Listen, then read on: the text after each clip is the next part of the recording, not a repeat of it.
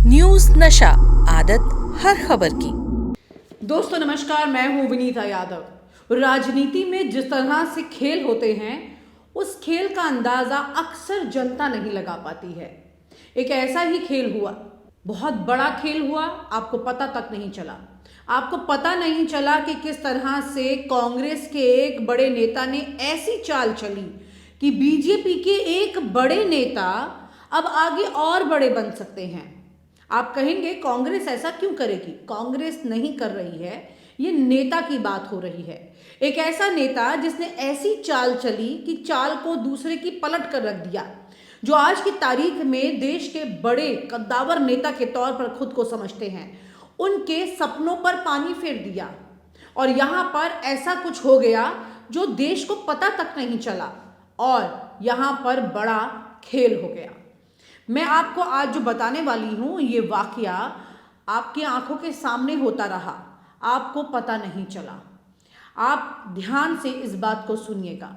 योगी आदित्यनाथ जो कि भगवाधारी हैं, भगवा पहनने के लिए उनको उस कुर्सी पर बिठाया गया और आगे भी भविष्य में उनकी पॉसिबिलिटीज की बात की जाती है।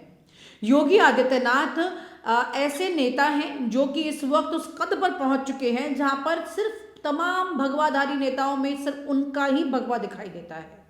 अब यहां पर उनके ही भगवाधारी होने की काट हो रही थी। आपको पता है कि राजस्थान में जब चुनाव हुए और बीजेपी यहां पर बढ़त में आ गई, तो बीजेपी चुन रही थी कि किस नेता को सामने लाया जाए, मुख्यमंत्री बनाया जाए। भजनलाल शर्मा को बनाया गया, लेकिन उससे पहले कई नाम थे। आप जानते हैं 10 से 12 नाम लिस्ट में थे, जिसमें सबसे ऊपर एक जो नाम था वो था बाबा बालकनाथ का। अब बाबा बालकनाथ जो हैं, उनका नाम आगे ऐसे आ रहा था कि वही मुख्यमंत्री बनने वाले हैं और चर्चाएं जोरों पर शुरू हो गई थी कि एक भगवाधारी अब कुर्सी पर बैठने जा रहा है मुख्यमंत्री की। अब योगी आदित्यनाथ के बाद दूसरे बालकनाथ जो हैं वो अब वहां पर विराजमान हो जाएंगे, यानी कि योगी आदित्यनाथ के कद को कहीं ना कहीं छटनी के तौर पर उनके नाम को आगे लाने की कोशिश की जा रही थी। चर्चा ये हो रही थी कि जैसे ही बाबा बालकनाथ को मुख्यमंत्री बनाया जाएगा तो उससे योगी आदित्यनाथ जो हैं उनका कद कम हो जाएगा। और इसकी पूरी पटकथा कौन लिख रहे थे? दिल्ली में बैठे अमित शाह वो इस कथा को लिख रहे थे, क्योंकि वो जानते हैं कि अब 24 के चुनाव में प्रधानमंत्री नरेंद्र मोदी के बाद आगे अगर कोई प्रधानमंत्री के चेहरे के तौर पर दावा पेश कर सकता है तो वो उसमें उनके खुद के अलावा योगी आदित्यनाथ हैं और यही चर्चाएं जोरों पर रहती हैं। तो उनका कद कम करने के लिए उन्होंने बाबा बालकनाथ का नाम आगे प्रपोज कर दिया था, लेकिन उनकी नहीं चली। उनकी नहीं चलनी ऐसा इसलिए नहीं हुआ कि योगी आदित्यनाथ के सामने अमित शाह की नहीं चली, बल्कि योगी आदित्यनाथ ने एक ऐसा पासा फेंका कि यहां पर इस चाणक्य की नहीं चली। क्यों नहीं चल पाई ये मैं आपको समझाती हूं। आप जानते हैं कांग्रेस के एक नेता को जो कि जोर शोर से अपनी बात सामने रखते हैं। जब वो बोलते हैं तो ऐसा लगता है कि कांग्रेस का ये नेता विपक्ष पर कड़े हमले कर रहा है। मैं बात कर रही हूं बंगाल से अधीर रंजन चौधरी की। अधीर रंजन चौधरी, आप कहेंगे कि मैं उनका इस पूरी कहानी में क्या रोल हो सकता है? उन्हीं का बहुत अहम रोल है इसमें। जो कुछ हुआ उन्हीं ने ही इसको पूरा यू टर्न कर दिया। ऐसे कहानी पलट डाली कि बाबा बालकनाथ के सपने रातों रात चूर हो गए। योगी आदित्यनाथ के सपनों को आगे पर फैलाने के लिए जगह मिलने लगी और जो चाणक्य बैठा था दिल्ली में, उसके भी एक लंबी बड़ी चाल को धराशायी कर दिया अधीर रंजन चौधरी ने।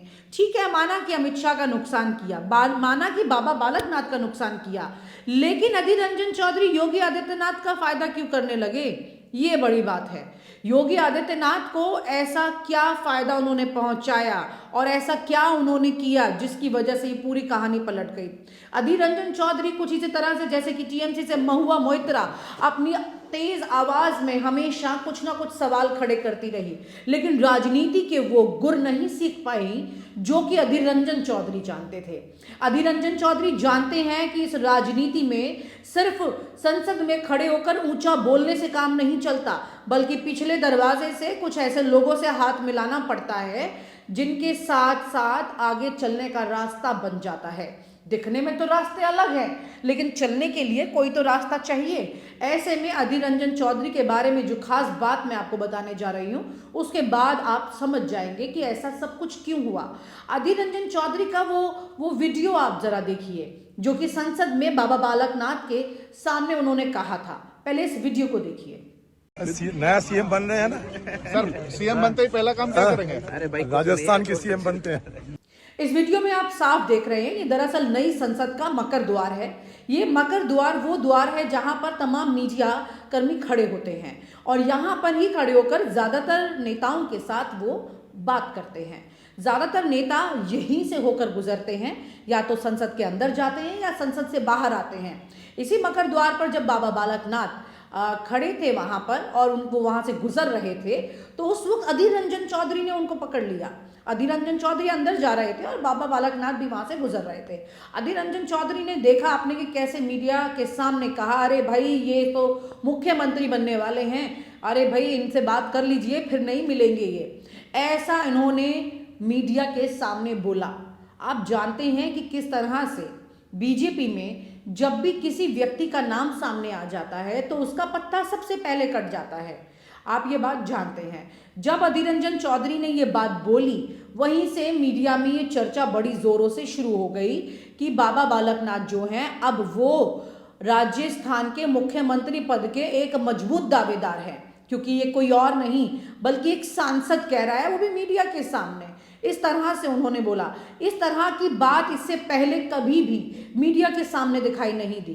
किसी भी सांसद ने इस तरह से नहीं बोला था।